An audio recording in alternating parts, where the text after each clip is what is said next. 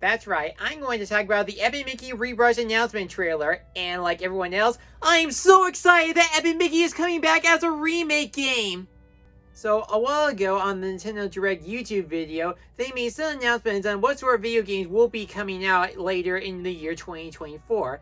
There are some popular ones like Star Wars Battlefront and Final Fantasy VII, but out of all the Nintendo Switch games that has ever been announced, Epic Mickey reached the top chart.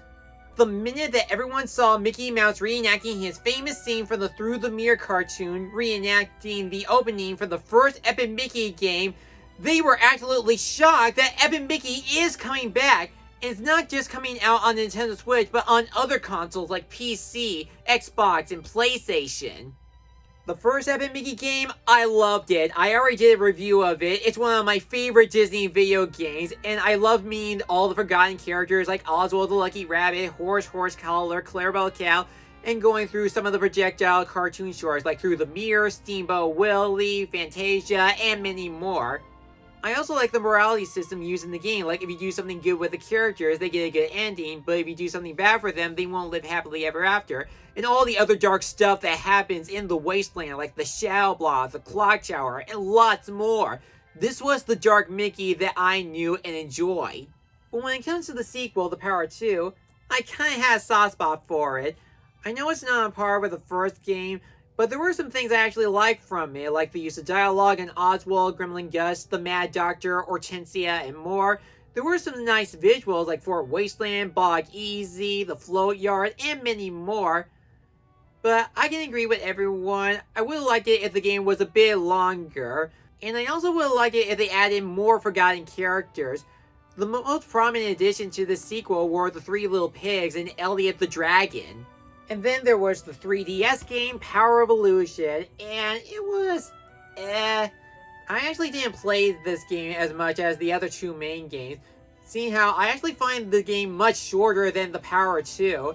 I get what the game was going for. It was trying to recreate the magic from one of Mickey Mouse's most famous video games, Castle of Illusion, which it eventually also got a remaster game.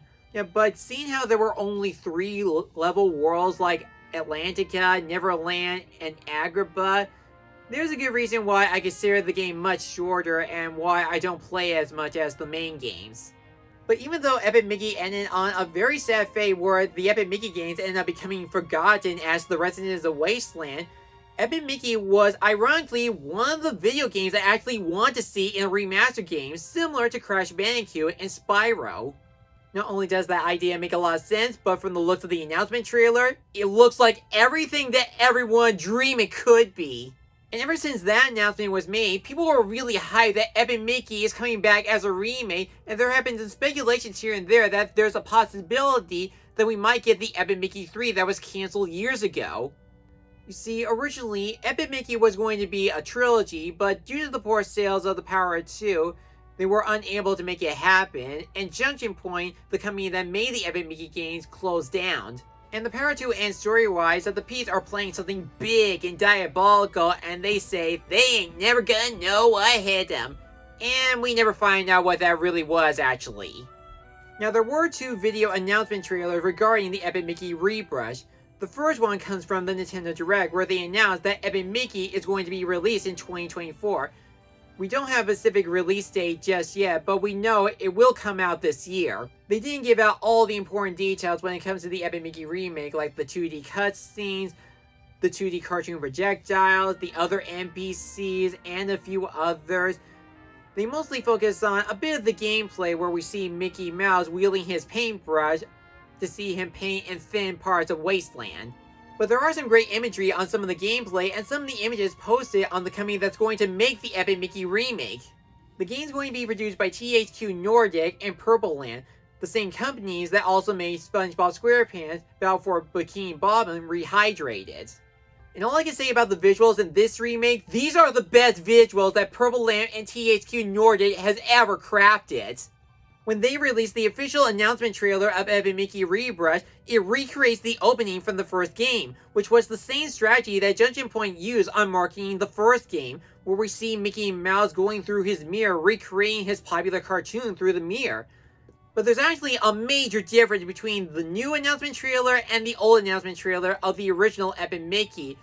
The most obvious one is the lighting. Now, in the original game opening, they did a great job recreating the same scene from the Through the Mirror cartoon. But in the remake, they did something different from it, but also familiar. All the lights are off inside Mickey's bedroom except for the magic mirror light. And you notice that the scene takes place at nighttime, which really makes sense because that's where the Through the Mirror cartoon started. And you also notice that Mickey's character animation as a video game character is much smoother in the cinematic cutscenes. Even when he tiptoes his way to Jensen's workshop or paints something on the wasteland map and tries to erase the shadow blot or run away from Jensen from finding out, his character animation is still smooth and he looks nice. There's also some small details on some of the liquid substance, like the paint bucket popping out some bubbles, and especially the shadow blot every time it oozes its black goo. The best part about the shadow blot is when he comes after Mickey, where we see his black ink dripping on Mickey's bedroom, and we see his arms reach out of the magic mirror, and we see this purple light as he grabs Mickey and sucks him into the wasteland. Well, Mickey tries to break free, and we see all the black ink cover the entire desk on Jensen's workshop. Not only does the liquid effect look great on the shadow blot himself, but it actually makes him look scary looking than he was in the original game. And there are a couple of times where they actually up the creep factor, like they posted an image of what the clock tower is going to look like, and he's actually more creepy looking now with the red sky and even his new smile. But it doesn't stop there. They actually announced there's going to be new skills that were added from the original Epic Mickey game, more specifically ground pound, sprinting, and dash. And you know what? These new skills might actually come in handy, especially for the side quest games like the Bunny Children and the Pipe Organ. In the Pipe Organ challenge, you have to play the exact same notes before time runs out, otherwise you'll have to start all over again. And in the Bunny Children, you have to bring in all the bunny children as much as they can, but the more they get close to you, the more you slow down a bit. But when you add skills like dash and sprinting, those side quests might not be a problem anymore. So, as you would guess, I'm going to get this Epic Mickey remake game the minute that it gets released. In the meantime, I'll keep my eye out for any updates on the Epic Mickey Rebrushed game. But what do you all think of this announcement? Are you excited for the Epic Mickey Rebrushed game? And what are some of the features that you would like to see in the remake? Well, feel free to leave in the comments below, and be sure to like, comment, and subscribe me for a new review and other project. I'm Matt Patrick. Now if you'll excuse me, I got a lot of catching up to do on a trip down memory lane.